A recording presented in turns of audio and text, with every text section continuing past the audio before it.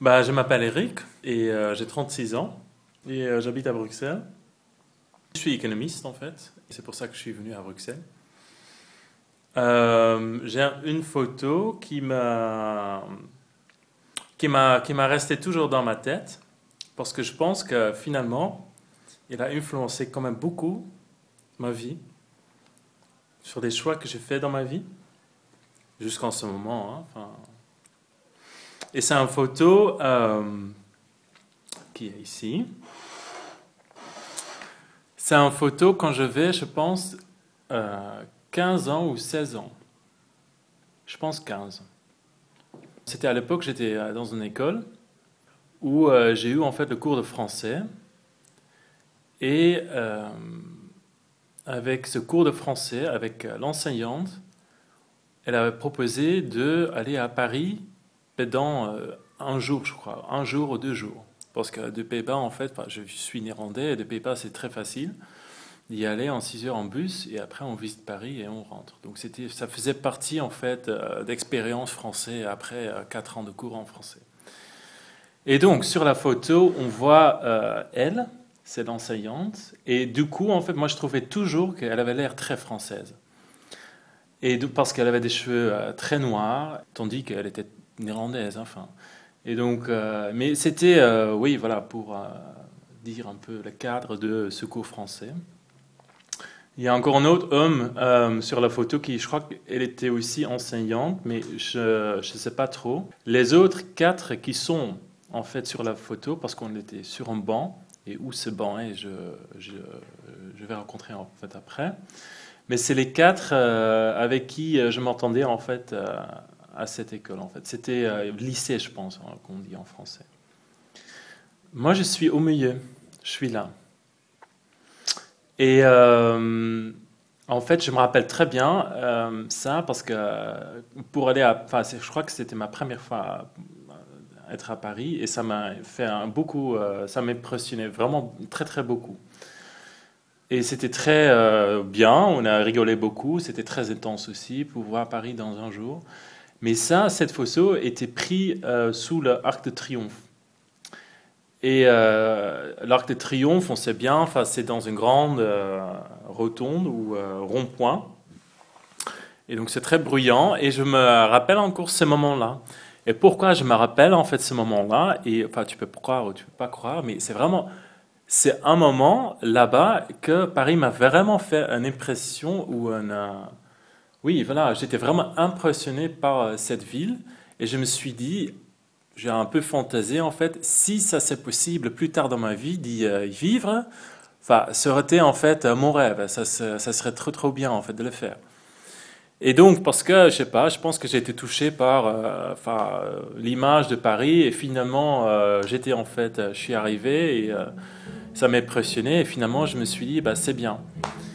En rétrospective, peut-être c'était aussi un petit escapade ou une manière de faire une escapade de ma vie en fait là-bas parce que quand j'avais cet âge-là, j'étais pas très heureux dans ma vie en fait. Et donc voilà.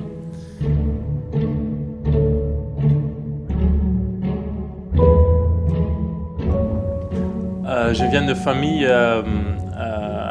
enfin des affaires si tu veux, des affaires agricoles. Enfin, mon père avait une ferme et enfin il a fait encore des autres affaires à côté. Et donc moi j'avais toujours, même jusqu'à cet âge-là en fait, mais j'avais toujours en fait l'impression que ma famille ou mon père voulait bien que je reprends l'entreprise.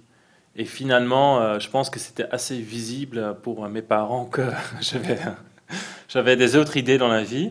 Après, j'ai demandé aussi à mon père s'il regrettait en fait que je ne voulais pas en fait reprendre l'entreprise. Elle a dit non. En rétrospective, j'y pensé encore beaucoup parce que je pense que c'est 6 mois avant la mort de mon père que j'ai demandé ça, je pense. C'était un samedi après-midi que j'ai demandé ça. Je me rappelle ça encore.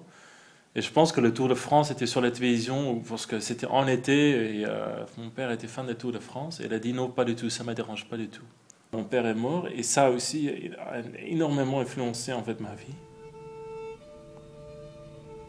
Comment dire, une sorte en fuite ou comment dire ça que tu veux partir en fait d'où tu viens parce que c'est tellement ennuyant et t'en as marre en fait. Et pour moi, je voulais partir quoi, je voulais vraiment, vraiment, vraiment partir. Et j'en avais trop marre. Et en fait, dès qu'il y avait un moment pour moi de partir à Paris, j'ai fait ça directement.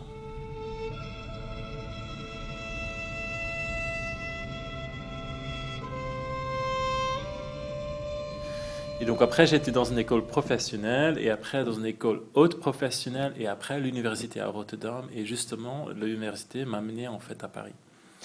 Mais c'est juste marrant en fait que 10 ans plus tard, j'ai vécu en fait pendant 5 ans à Paris. Et c'est vrai que je voulais, enfin, je me rappelle encore ce moment-là quand la photo a été prise, que je voulais, enfin oui, c'était une fantaisie en fait d'y aller. Et finalement, j'ai réussi d'y être. Et après 5 ans, c'était un peu un déçu.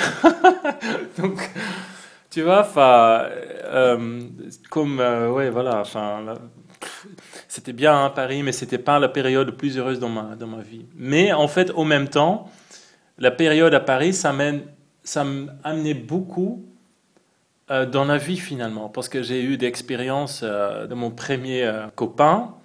J'ai commencé une relation avec mon premier copain, et c'était une relation cachée.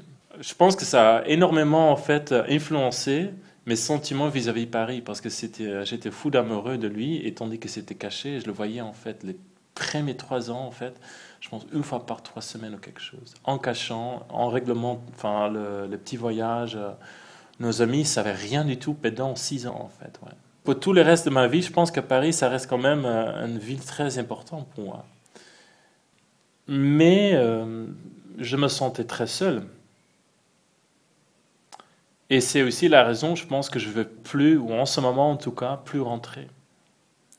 Tandis que le fait que c'est fini avec mon ex-copain, qu'elle a eu en fait une relation cachée, enfin ça m'a, oui voilà, c'est un truc dans la vie, ça, enfin maintenant je gère bien, enfin c'est pas, enfin c'est un choix en fait qu'on a fait au début, mais c'est vrai que la solitude, d'être seul, je trouve ça horrible.